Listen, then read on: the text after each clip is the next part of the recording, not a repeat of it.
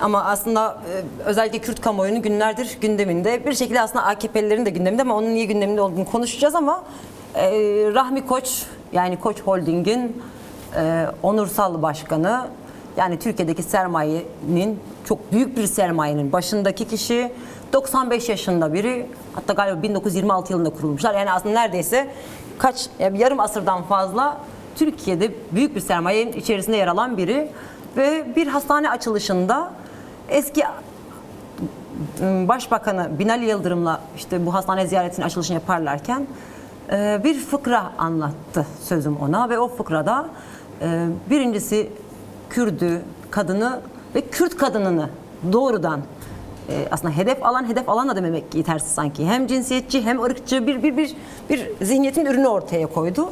Ve tabii ki haklı olarak bununla ilgili kadınlar, Kürtler, Kürt kadınları çok esaslı bir tepki ortaya koydular.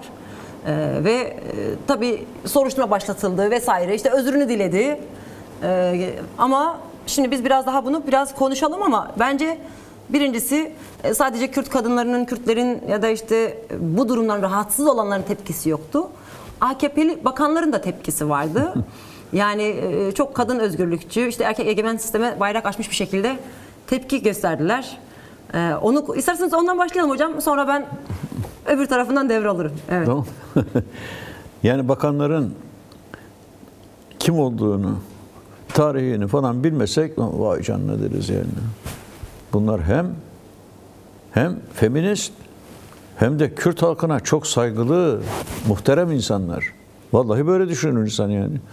Yani dışarıdan bakan, AKP'yi tanımayan, bakanların kimliği hakkında hiçbir bilgisi olmayan dışarıdan bir gözlemci bunların bu fıkraya karşı tepkilerini duyduğu zaman aşk olsun der. Aşk olsun.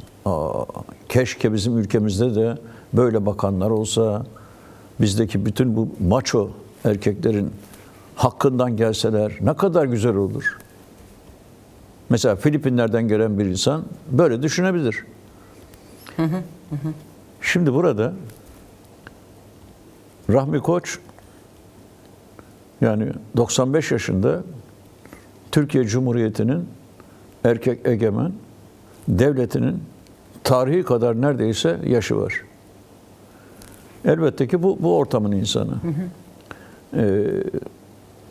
Ve Kürt kadınlarının tepki duyması yerden göğe kadar haklı. Çünkü bugün söylüyor bunu. Bugün söylüyor. Mesela Kürt kadını demek yerine zeki bir Hollywood artistinin adını vererek söylese bu fıkrayı herkes güler geçer. Çünkü burada Kürt kadını onun dediği türden bir cevap vermez doktora. Ya bu Kürt kadını mütedeyyin bir toplumdan yetişmedir.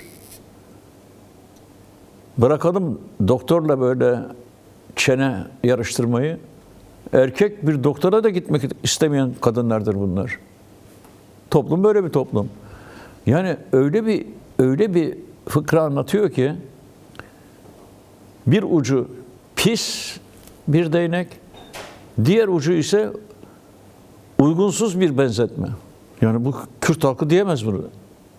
Olmaz. Fakat birdenbire AKP'li bakanların kuyruğa girişi, adamı hatta hapse attırmaya dönük laflar edişi. Başlattılar. Nasıl? Evet. Soruşturma başlatıldı. Adalet Bakanı evet, derhal açıklama yaptı. Ya bunlar nasıl oluyor ya? Ya bu neydi adamcağızın adı? Eski Salim Ensarioğlu'nun sözlerini getirebiliyor muyuz ekrana? Getirebiliriz. Ben biraz bu sermaye boyutuyla ele alırız diye başladı diye düşündüm. Tamam, alacağız. Doğru. Oradan devam edelim o zaman dediğin yerden. Türkiye'de Türk sermayesinin birikimi Ermeni sermayesine, parasına, puluna çökmekle başladı. Yani çünkü Anadolu'da doğru dürüst bir kapitalist sınıf falan yoktu yani. Yoktu. Ama Ermenilerin yaşadığı topraklarda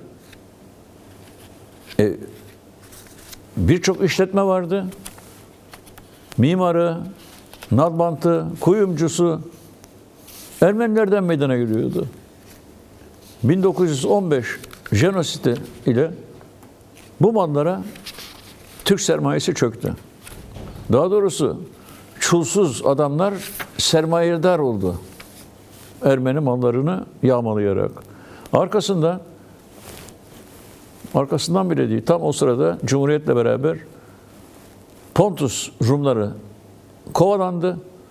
Yanlarına mallarını, mülklerini alamadılar tabiatıyla. Bunlara da Türk çulsuzları çöktü. Zenginleştiler. Başta Topal Osman olmak üzere.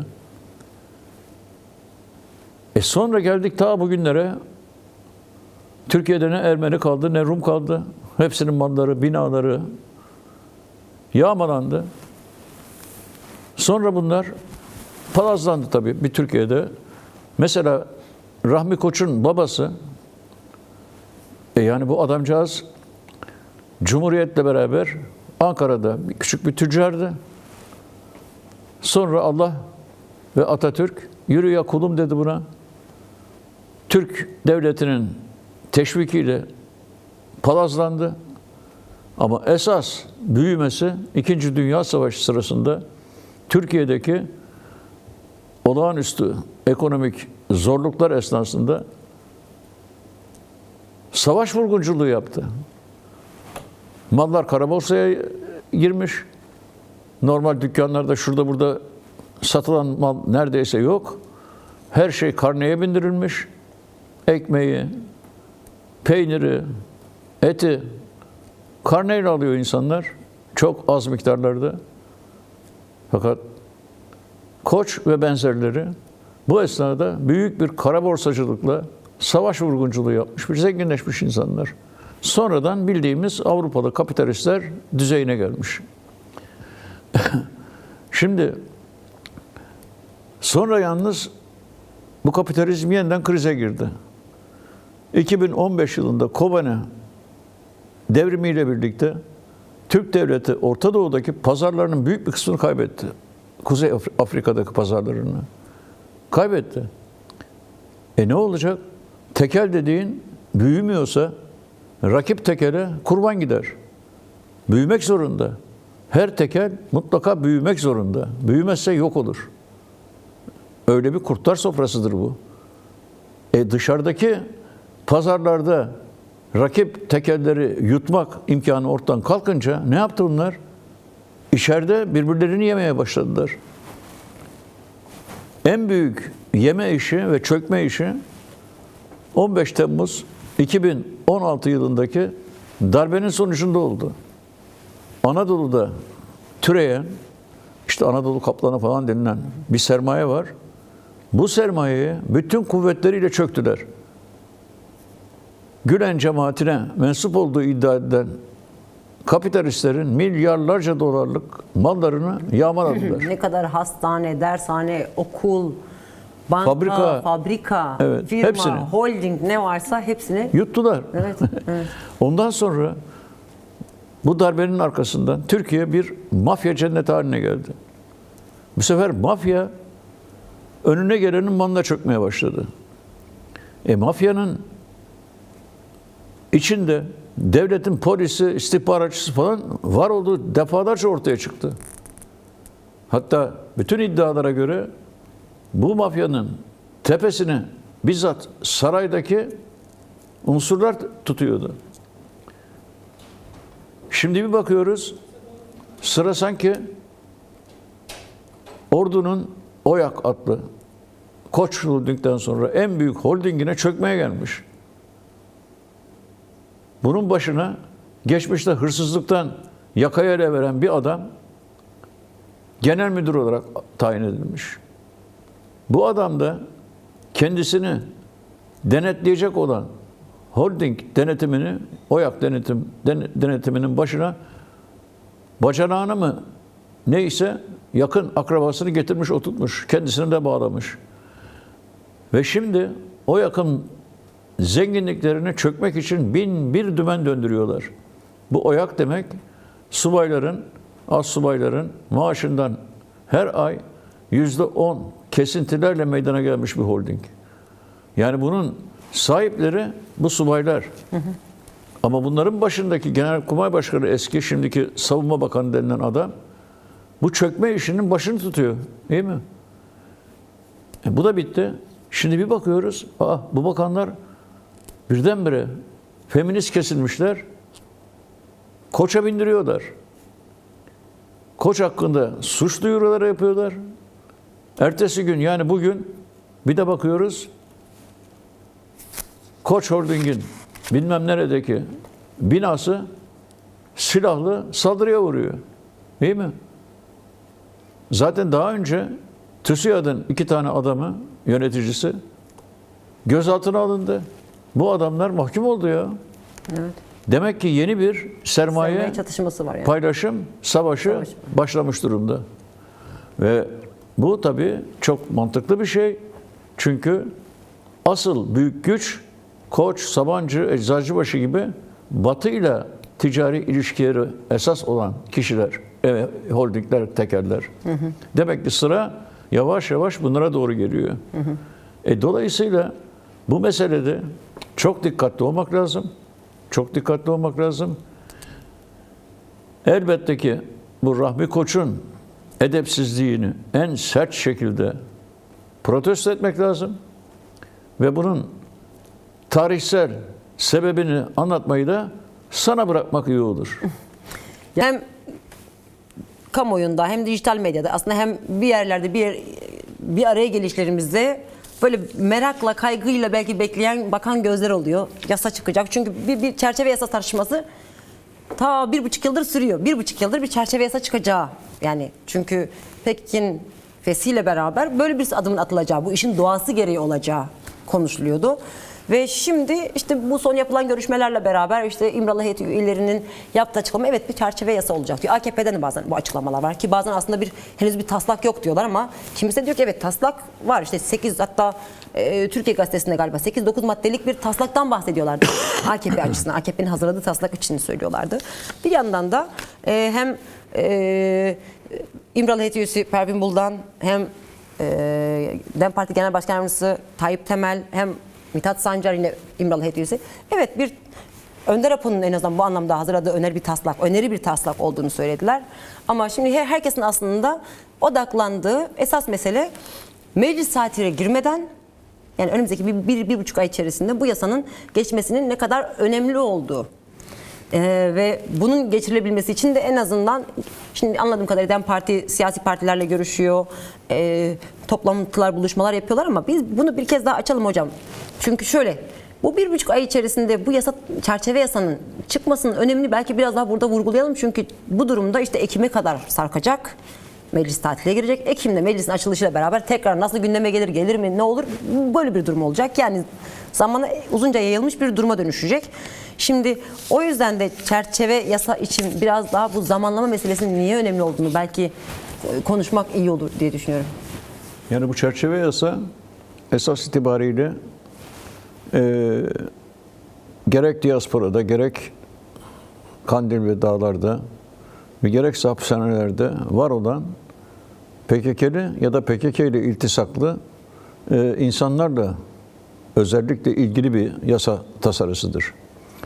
Acaba nasıl bir yasa tasarısı olacak? Bu sorun önemli.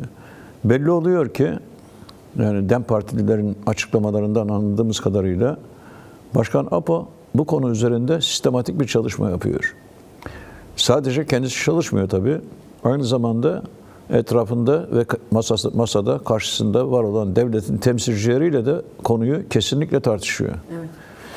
Şimdi ben tahmin ediyorum ki İmralı'da Başkan Apo'nun karşısında yer alan ve başkanın sık sık samimi olduklarına dair konuştuğu insanlar bu norm içi devleti temsil eden, çoğunlukla bunu temsil eden insanlar gibi geliyor bana. Ve Başkan Öcalan bu insanlarla müzakerede ortaya attığı fikirler bakımından eminim ki çok etkili oluyor. Bu da normaldir. Yani o masada iyi niyetli ya da bu işin ciddiyetinin farkında olan bir kişi Abdullah Öcalan'ın argümanlarını dikkate alır. Çünkü bunlar şakaya gelir argümanlar değil. 40 yıllık bir savaşın aslında başında bulunan kişi onlarla konuşuyor. Ve bu savaşın nasıl sona ereceğini o anlatıyor. Çünkü savaş gerçeğini hiçbiri Başkan Öcalan kadar yakından bilemez. Yaşları müsait değil bir kere bu insanların büyük bir kısmının. Bu savaşın nasıl başladığını, nasıl geliştiğini ve nasıl sonuçlanacağını en iyi bu savaşı yaşayan ve yöneten insan bilir. Orada oturan, devleti temsil eden insanlar kesinlikle bunun bilincindeler. Ve o nedenle kimisi Öcalan hakkında aptalca tevatürler uydursa bile bu insanlar kimle karşı karşıya olduklarının bilincindeler. Bu çok kesin. Ortada böyle bir kuvvet var yani. Şimdi bu tasarı nasıl olacak, nasıl bitecek, acaba bunun sonucu nasıl olacak diye kafa patlatmanın bizim açımızdan, bu sürecin, müzakerenin içinde olmayan insanlar açısından, halk açısından fazla bir önemi yok. Bu bir başlangıç çerçeve yasasıdır. Yani bu yasa çıktığı zaman ne Kürt sorunu çözülmüş olacak, ne barış ve demokratik toplum inşa edilmiş olacak. Öcalan bu yasaya kök yasa derken bunu kastediyor.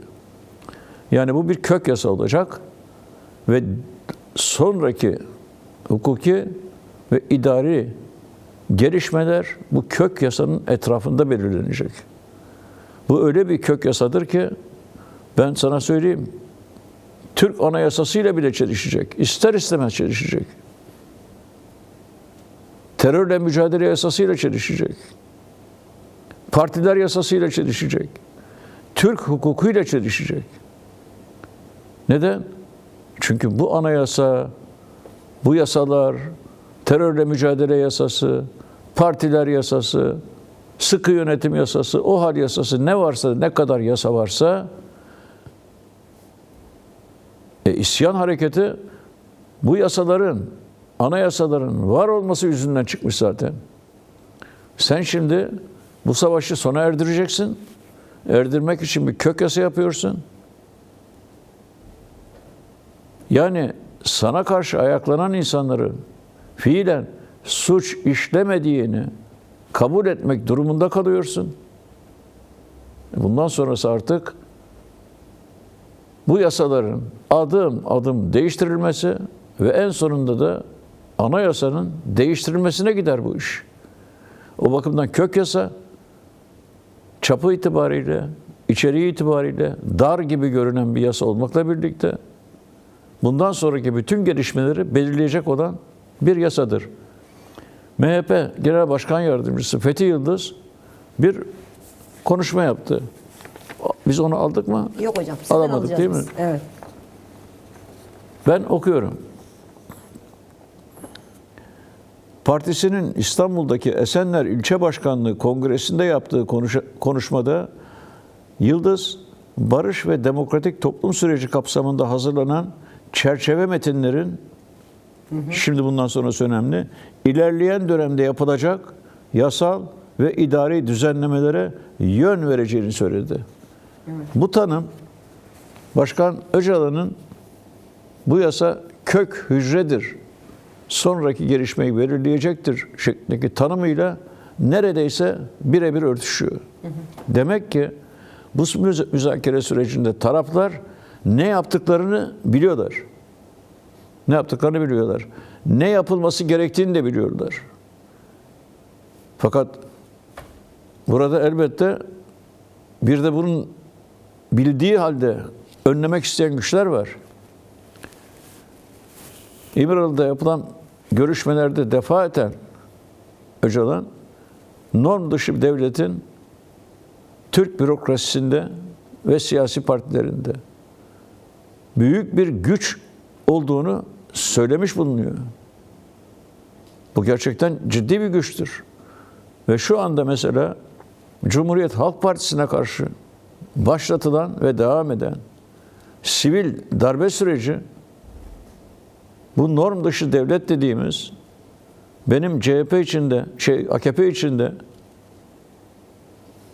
yargı ve yürütmeye hakim, aynı zamanda yasamaya hakim, bakanlar ve danışmanlar cuntasının içindeki bir eğilim kesinlikle bu süreci frenliyor. Frenliyor. Bir bakıma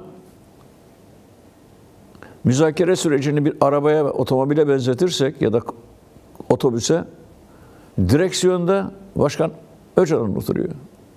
Yani arabaya yön, istikamet ve perspektif veren kişi Başkan Öcalan.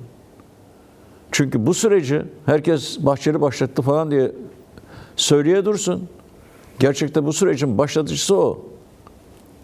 Barış ve demokratik toplum stratejisi diyerek başlamış bir süreçten söz ediyoruz. Devletin kendisine başvurmasıyla birlikte süreci Başkan Öcalan başlattı. Bu çok açık. Yani onun bunun peşinden gitme gibi bir durum yok. Fakat bu otobüsün fren ve gaz pedallarına Erdoğan ayağını sokuşturmuş, o basıyor. Gaza basmıyor bir türlü. Devamlı frene basıyor. Şimdi bu frenin basılmasını İmralı'da devletle yapılan müzakereyle çözmek mümkün değil. Bunu kim çözebilir? Halk çözebilir. Müzakere süreci demek hem müzakere hem de mücadele süreci demektir. Mücadele etmediğin takdirde neye bakarsın? Otobüse bakarsın. Şu otobüs gelse de bizi barış ve demokratik topluma götürse diye beklersin yani otobüsün gelmesini. Ama adam frene basıyor. Sonra ne olur? Beklersin, beklersin, bıkarsın beklemekten. O zaman onu sorayım hocam. Şimdi DEM Parti ve İmralı heyeti ısrarla bu 1,5 aylık ya da 1 aylık meclis tatiline girmeden önce otobüsün ilerlemesini istiyorlar.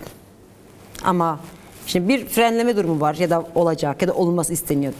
Dolayısıyla bunun neden ilerlemeli bu bahsettiğimiz sürede? Yani bunun hayatiliğini biraz konuşalım. Az önce bahsettiniz, işte bu süreci istemeyenler var.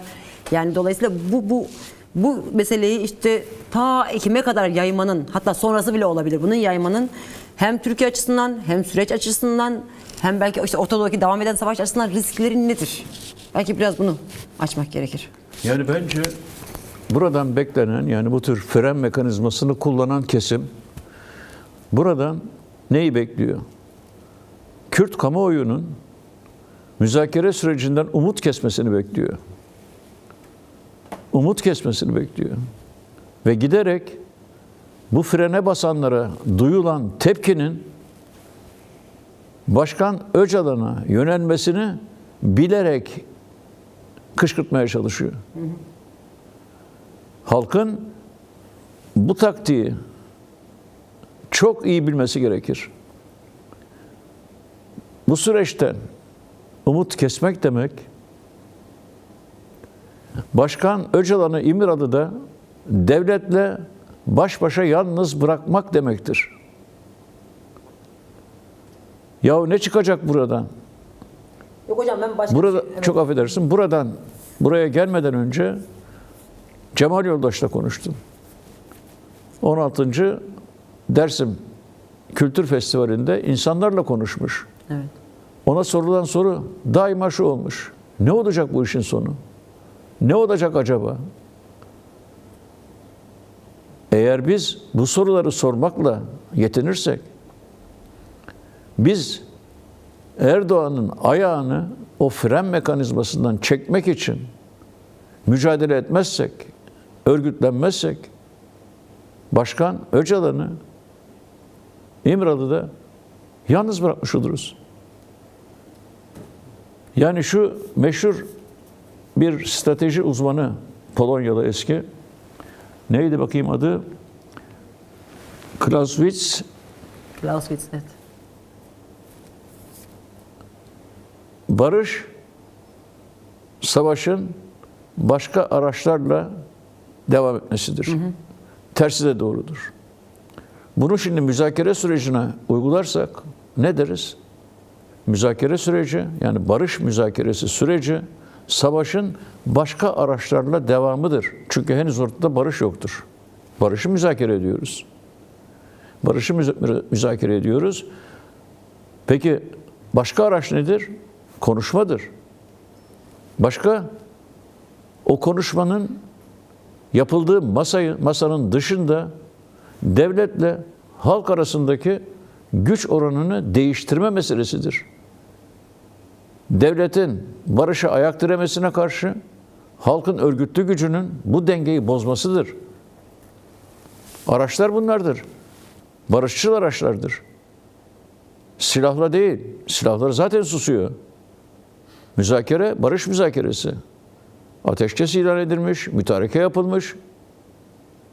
Fakat barışın nasıl olacağı, kimin sorununu esas olarak çözeceği tartışılıyor. Şimdi burada esas olan müzakere ve savaş formülündeki dengenin 27 Şubat günü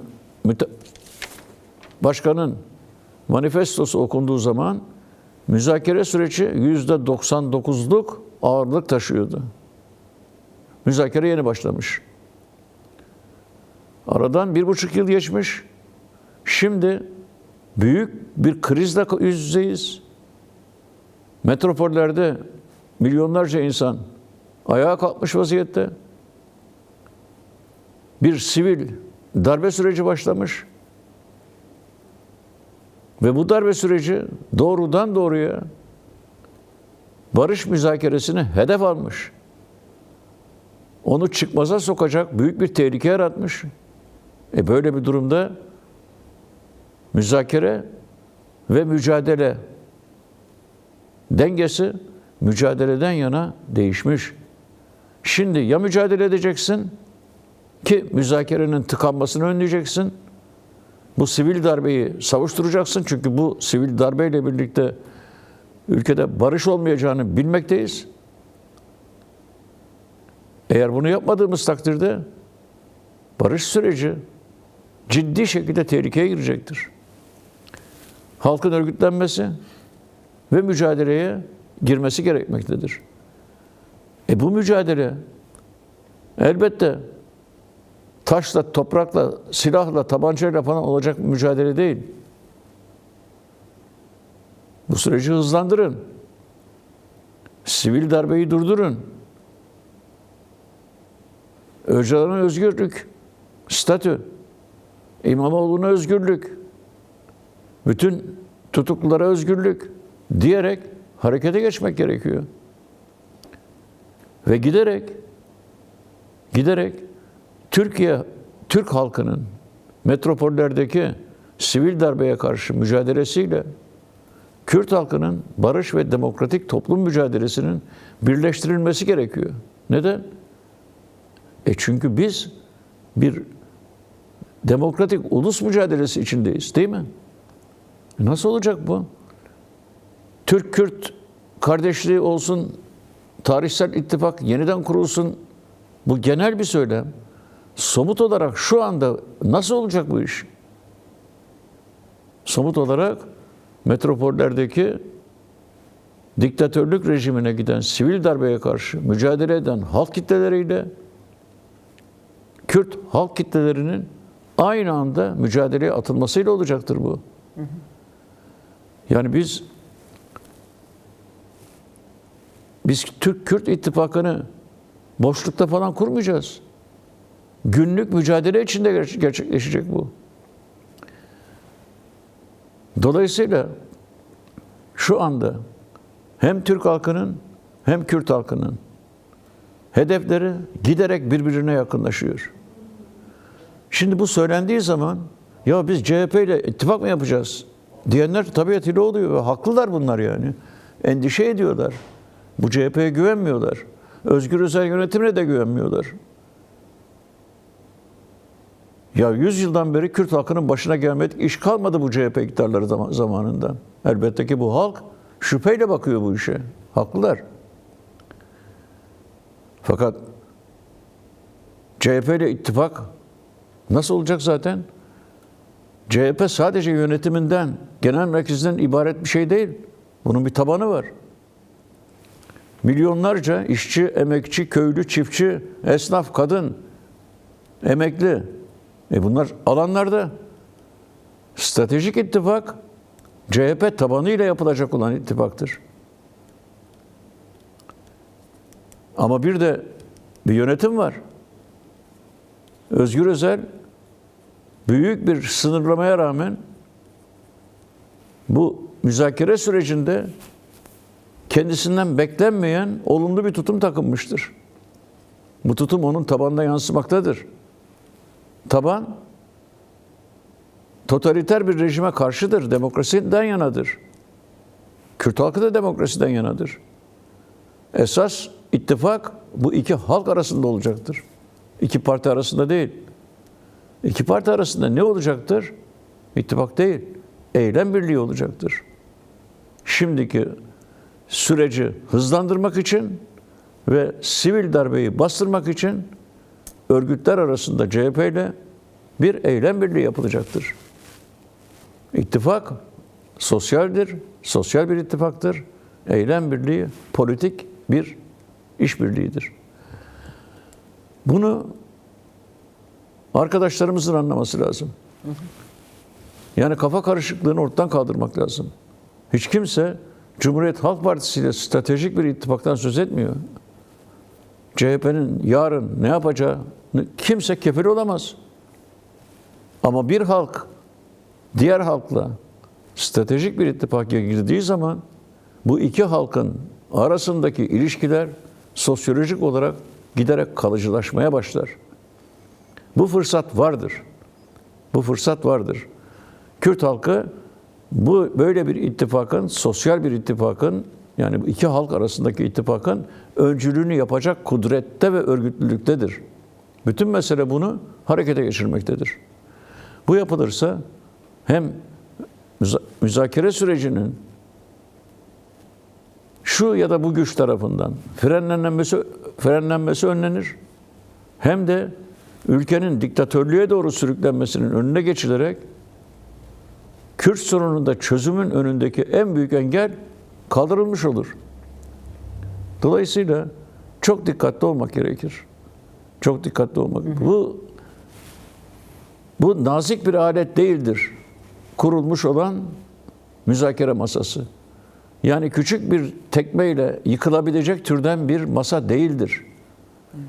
Yani birinci ve ikinci çözüm süreci esnasında kurulan masalar nazik aletlerdi, zayıf aletlerdi. Bir tekmede yıkıldı. Bu defa bu öyle değildir. Onu zaten daha sonraki kısımda daha detaylı konuşuruz. Şimdi tam da dediğiniz gibi 1,5 yıldır devam eden bir süreç var. 1,5 yıldır bir süreç devam ediyor ve bu sürecin yürütücüleri devlet adına iktidar olarak diyeyim AKP ve MHP. Ve elbette ki halk AKP'den de MHP'den de yani kuşkulular. Çünkü az önce dediğiniz gibi bir tekmede yıkılabilen bir masanın tanıklığında geçti süreç. MHP baktığımız zaman işte Önder Apo'nun idamını isteyen Bahçeli'nin bugün işte siyasi koordinatörlük tabii bir hafta sonra değişik farklı bir çıkış söylemiş olsa bile bunu söyledi, yani siyasi koordinatörlük ve barıştan bahsetti Önder Apo ile ilgili. Şimdi dolayısıyla insanlar bir de o sürede uzunca yaşanmış bir imha ve inkar süreci var. Dolayısıyla bir araya getirildiği zaman ya bu işte bir oyun vardır, bu kadar kolay olmamalı diye düşünüyorlar. Devlet ve bu partiler bu kadar kolay bir şekilde bizi görüyor ve de kabul ediyor olamazlar diye düşünüyorlar. Öbür taraftan CHP ile ilgili de hani hem tarihsel boyutunu siz değindiniz hem de bu yakın 10 yıllık tarihte. Yani aslında AKP ve MHP'nin tabiri caizse ensemizde boza pişirdiği süreçte CHP'de sessiz kalan bir taraftaydı. Dokunulmazlıkların kaldırılması, işte hapiste olan arkadaşların hepsi böyle bir süreç. Dolayısıyla yani bu CHP ne yapabilir ki? Yapacağını yaptı. İyi taraftan ne yapabilir? Şüpheleri, kaygıları var. Şimdi bütün bunları bir araya getirelim ama günün sonunda şöyle bir gerçek var karşımızda. Biz program öncesinde konuştuk. Yani o masayı oraya getiren durum zaruriyetlerdi esasında. Yani iki taraf açısından da o masa bir ihtiyaçtı ve o masa olması gerekiyordu. Dolayısıyla o masaya oturuldu ve o masanın gerekliliği bir çözüm ya da müzakere olan bir ihtiyaçtı. Ve doğrudur 1,5 yıldır bir çatışma dönemi yok. Belki 1,5 yıldan daha az. Çünkü süreç başladığından itibaren saldırılar durmamıştı esasında. Evet bir çatışma yok ama bizim de başlıkta belirtildiği gibi işte müzakere savaşının başka araçlarla devamıdır. Aslında o savaş devam ediyor. Ve dolayısıyla şimdi ne olacak, ne olmalı sorusunun yerine devam eden bir savaş içerisindeyiz. Ve burada kim ne düşünüyor, ne olmalı, ne olmamalı sorusunu biz aslında bir yandan dönüp tartışmak gerekiyor. Çünkü hep bir bekleme hali var. Yani doğru, biz daha önce de konuştuk. Bu süreci çözme mecburiyeti var. Bir çözme götürme mecburiyeti var. Taraflar açısından. Çünkü aksinin neye mal olacağını iki taraf da esasında biliyor. Dolayısıyla bir çözme ihtiyacı var. Şimdi ne oluyor? Tam da dediğiniz gibi savaş devam ederken işte bir masamız var şu an burada. Benim çözülmesini istediğim bir yol yöntem var. Sizin var ve 100 yıllık bir sorun var hocam. 100 yıllık bir sorunu sizdeki beklentiler, talepler, istekler, bendekiler elbette çatışacak, uyumsuzlaşacak, zaman alacak. Çünkü birkaç aya yayılacak bir durum değil.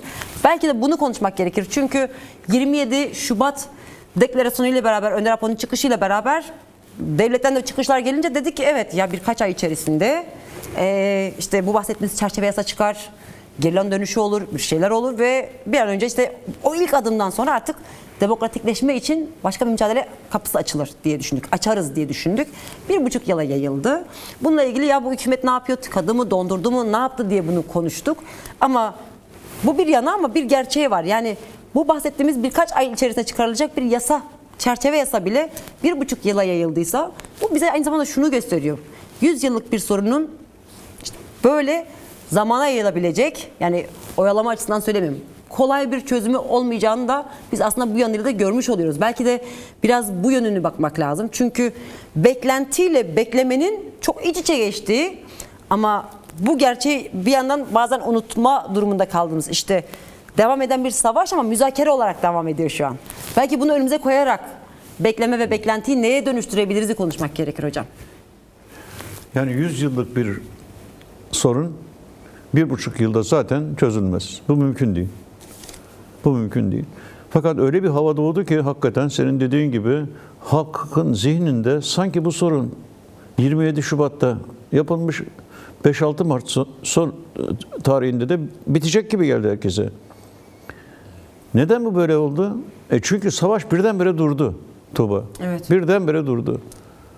PKK ve durdu. gerilla Evet. bu 27 Şubat deklarasyonu karşılığında ateşkes ilan etti ve bir kongre yaptı. İllegal örgütünü feshetti. Silahlı mücadeleye son verdiğini açıkladı. Şimdi bu durumu kavramak halk kitleleri için kolay değil elbette. Kolay değil. Ne oluyor yahu? Acaba ne oluyor? Biz ne yapıyoruz acaba? Ne olacak bu işin sonu? Demeye başladı halk.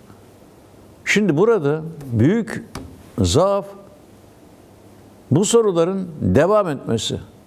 Halkın bu soruları sormak zorunda kalması. Devamlı bu soruyu soruyor. Evinde oturup bu soruyu sorduğun zaman bu sorunun cevabını kesinlikle yanlış verirsin. Çünkü ne olacak bunun sonu?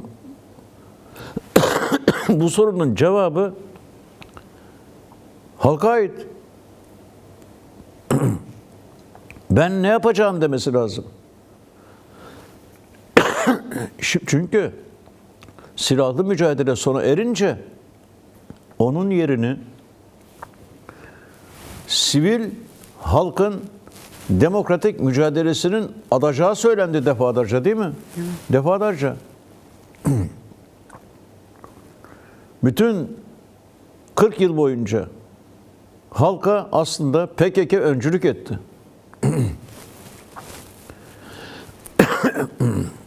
Kötü gıcık yaptı. Bu öncülüğün sonucunda Kürt halkı legal mücadele imkanları kazandı. Bu legal mücadele Kürt halkının parlamenter kazanımlar elde etmesini sağladı. Ama legal örgüt PKK'nın yerini tutmuyor elbette. Ve şimdi bu PKK kendini feshediyor. Yerine ne konacak? Yerine Başkan Öcalan konfederal örgütlenme modelini koydu. Eğer bu bir buçuk yıl boyunca kitleler bekleme durumuna geçmeseydi ve bu komünal örgütlenme konusunda süratli adımlar atsaydı, bugün hiçbir Kürt insanı acaba bu işin sonu ne olacak demeyecekti. Ne yaptığını görecekti. Kendisi yapıyor. Konfederal bir örgütlenme kuruyor. Ortada bir boşluk kalmıyor. Kendisi kendini yönetiyor ve geleceğin demokratik cumhuriyetini kurmanın adımlarını atmış oluyor. Bu çok ciddi bir iş. Şimdi burada bu eksikliğin derhal giderilmesi gerekiyor. Yani zaman kaybetmeden halkın yepyeni bir tarzda örgütlenmesini başarmak gerekiyor. Bunu başaracak güçler var. Şu anda bile hapishaneden 30 yıl yatıp da çıkan nice tecrübeli kadro Kürt halkının içinde yaşıyor. Mesela yarın diasporadan gelecek, Türkiye'de vaktiyle büyük mücadeleler vermiş, PKK ile iltisaklı olduğu iddia edilmiş kadrolar geldiği zaman bu örgütlenme kesinlikle gerçekleşmeye başlayacak. Bu çok açıktır. DEM Parti'den böyle bir örgütlenmeyi tek başına başarmasını istemek haksızlık olur. Çünkü bu örgüt, bu parti böyle bir örgütlenmeyi gerçekleştirecek temellerde kurulmuş olmaktan uzaktır. O nedenle zaten kongre yapacağını söylüyor, kendini yepyeni tarzda yenileyeceğini söylüyor. Ancak ondan sonra bu komünal toplumsal örgütlenmeyi başaracak bir parti haline gelecek. Başka bir dönemin partisidir. Esas olarak birinci ve ikinci çözüm süreçlerinin neticesinde oluşmuş bir partidir. Yani bu partinin bir suçundan ben şahsen bahsetmiyorum. Çünkü o başka bir tür dönemin partisidir. Bu yeni bir dönemdir. Belli ki zaten bunun bilincine varmıştır DEM Parti ve kendini yeniden yapılandırmak üzere kongreye gideceğini, hatta ismini bile değiştireceğini söylemiştir. Çok iyi. Bir de